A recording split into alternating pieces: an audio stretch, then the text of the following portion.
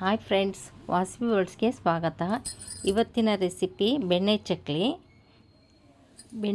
ಇದಕ್ಕೆ ಬೇಕಾದ್ರೆ ನಾವು ಖಾರದ ಪುಡಿ ಹಾಕ್ಕೋಬೋದು, ಇಲ್ಲಾಂದರೆ ಹಂಗೇನೂ ಮಾಡ್ಬೋದು. ನಾನು ಅರ್ಧ ಖಾರದ ಪುಡಿ ಹಾಕಿ ಮಾಡಿದ್ದೀನಿ, ಇನ್ನು ಅರ್ಧ ಹಂಗೆ ಮಾಡಿದ್ದೀನಿ. ಇದಕ್ಕೆ ಬೇಕಾಗಿರೋ ಸಾಮಗ್ರಿ: ಫಸ್ಟು ಒಂದು ಇಡಿಯಷ್ಟು ಉದ್ದಿನಬೇಳೆ, ಒಂದು ಅರ್ಧಕ್ಕಿಂತ ಕಡಿಮೆ ಹೆಸರುಬೇಳೆ, ಇವೆರಡನ್ನೂ ಮಿಕ್ಸ್ ಮಾಡಿ ತೊಳೆದು ಚೆನ್ನಾಗಿ ಇದಕ್ಕೆ ಅರ್ಧ ಕಪ್ಪಿಗೆ 1.5 ಕಪ್ ನೀರು ಹಾಕಬೇಕು. ಅಂದರೆ ಒಂದಕ್ಕೆ 3 ಅಳತೆ, ಅಂದರೆ ಅರ್ಧ ಕಪ್ಪಿಗೆ 1.5 ಕಪ್ಪು ನೀರು ಹಾಕಿ 3 ವಿಸಿಲ್ ಮಾಡ್ಕೊಂಡಿದ್ದೀನಿ ಇದನ್ನು ಫಸ್ಟು. ಆಮೇಲೆ 1 ಕಪ್ಪು ಫುಲ್, ಅಂದರೆ 1/4 kg ಕಡಲೆ, ಇದನ್ನು ಸಣ್ಣಗೆ ಮಿಕ್ಸಿ ಮಾಡಿ ಇಟ್ಕೋಬೇಕು. ಇದೇ ಕಪ್ಪಲ್ಲೇ 4 ಕಪ್ಪು, ಅಂದರೆ 1 kg ಅಕ್ಕಿ ಹಿಟ್ಟು, ಒಂದು 3 ಸ್ಪೂನ್ ಜೀರಿಗೆ, 1 ಹಿಡಿ ಎಳ್ಳು, ಅಂದರೆ 1 ಸೌಟ್ನಷ್ಟು ಎಳ್ಳು ಹಾಕಬೇಕು. ಒಂದು 40 ಗ್ರಾಮ್ನಷ್ಟು ಎಳ್ಳು, ಬಿಳಿ ಎಳ್ಳು ಹಾಕಿದ್ದೀನಿ. ಇದಕ್ಕೆ ಉಪ್ಪು ಹಾಕಬೇಕು, ಅದಕ್ಕೆ ತಕ್ಕಷ್ಟು, ರುಚಿಗೆ ತಕ್ಕಷ್ಟು ಉಪ್ಪು ಹಾಕ್ಕೊಂಡು ಇದನ್ನು ಸ್ವಲ್ಪ ಬೆಚ್ಚಗೆ ಮಾಡಬೇಕು. ಹಿಂಗೆ ಮುಟ್ಟಿದಾಗ ಸ್ವಲ್ಪ ನನಗೆ ಬೆಚ್ಚಗಿರಬೇಕು, ಅಂದರೆ ಒಂದು ನಿಮಿಷ ಅಷ್ಟೇ, ಇನ್ನೂ 1 ನಿಮಿಷಕ್ಕಿಂತ ಕಡಿಮೆ ಬೆಚ್ಚಗೆ ಮಾಡಬೇಕು ಅಷ್ಟೇ. ಇದನ್ನು ಭಾಳ ಬಿಸಿ ಮಾಡಬಾರ್ದು. ಇದು ಮಿಕ್ಸಿಗೆ ಹಾಕೊಂಡ್ರಂಥ ಹುರ್ಗಡ್ಲೆ ಪುಡಿನ ಹಾಕ್ಕೋಬೇಕು. ಕೆಳಗಿಳಿಸಿ 1 ನಿಮಿಷ ಹುರಿದ್ಕೊಂಡು ಹಿಟ್ಟನ್ನು ಕೆಳಗಿಳಿಸಿ ಅದಕ್ಕೆ ಕಡಲೆ ಪುಡಿ ಹಾಕ್ಕೊಂಡು ಒಂದು 3/4 ಕಪ್ಪು ಅಥವಾ ಅರ್ಧಕ್ಕಿಂತ ಸ್ವಲ್ಪ ಹೆಚ್ಚಿಗೆ ಬೆಣ್ಣೆ ಹಾಕ್ಕೋಬೇಕು. ಈ ಥರ ಬೆಣ್ಣೆ ಹಾಕ್ಕೊಂಡು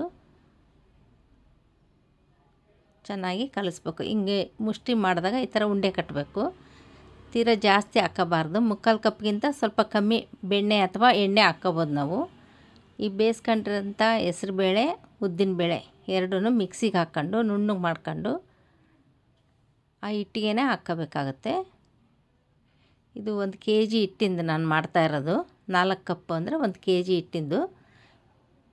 ಅದಕ್ಕೆಲ್ಲ ಮಿಕ್ಸ್ ಮಾಡ್ಕೋಬೇಕು, ಹೆಸರುಬೇಳೆ, ಉದ್ದಿನಬೇಳೆ ಅದನ್ನು ಅದಕ್ಕೆ ಹಾಕ್ಕೊಂಬಿಟ್ಟು ಒಂದು ಅರ್ಧ ನಾನು ಬೇರೆ ಇಟ್ಕೊಂಡು ಅದಕ್ಕೆ ಖಾರದ ಪುಡಿ ಹಾಕ್ಕೊಂಡು ಮಾಡ್ತೀನಿ, ಇನ್ನು ಅರ್ಧ ಹಂಗೆ ಮಾಡ್ತಾಯಿದ್ದೀನಿ. ಈ ಉದ್ದಿನಬೇಳೆ, ಹೆಸರುಬೇಳೆ ಹಾಕೋ ಕಾರಣ ಅಂದರೆ ಸ್ವಲ್ಪ ಜಿಗಿ ಬರುತ್ತೆ ಹಿಟ್ಟು, ಪುಡಿ ಆಗೋಲ್ಲ, ಚಕ್ಲಿ ಟೇಸ್ಟ್ ಬರುತ್ತೆ. ಅರ್ಧಕ್ಕೆ ಖಾರದ ಪುಡಿ, ಒಂದು 4 ಸ್ಪೂನು ಖಾರದ ಪುಡಿ ಹಾಕ್ಕೊಂಡಿದ್ದೀನಿ. ಇನ್ನು ಅರ್ಧ ಹಂಗೆ ಮಾಡ್ತಿದ್ದೀನಿ. ಸೋಡಾ ಜಾಸ್ತಿ ಹಾಕಬಾರ್ದು, ಒಂದು ಅರ್ಧ ಸ್ಪೂನ್ ಅಷ್ಟೇ ಹಾಕಬೇಕು 1 kg ಹಿಟ್ಟಿಗೆ. ಜಾಸ್ತಿ ಹಾಕಿದರೆ ಅದು ಹೊಟ್ಟೆ ತೊಳಸ್ದಂಗೆ ಆಗುತ್ತೆ. ಈ ಥರ ಸ್ವಲ್ಪನೇ ಕಲಿಸ್ಕೊಂಡು ಈ ಥರ ಜಿಗಿ ಬರ್ಬೇಕು ಹಿಟ್ಟು, ಈ ಥರ ಅದಕ್ಕೆ ಕಲಿಸ್ಕೋಬೇಕು. ತೀರಾ ಗಟ್ಟಿಗೂ ಕಲಿಸ್ಕೋಬಾರ್ದು, ನೀರಾಗೂ ಕಲಿಸ್ಕೋಬಾರ್ದು. ಕಲಿಸ್ಕೊಂಡಾಗ ಈ ಹದ ಇರಬೇಕು. ಈ ಥರ ಚಕ್ಲಿಗಳು ಒಂದು 5-6 ಹಿಂಗೆ ಒತ್ಕೊಂಬಿಟ್ಟು ಒಂದು 3/4 kg ಅಷ್ಟು ಎಣ್ಣೆ ಬಾಣಲಿಲಿಟ್ಟು ಒಂದೊಂದನ್ನೇ ಹಾಕಿ ಕರಿಬೇಕು.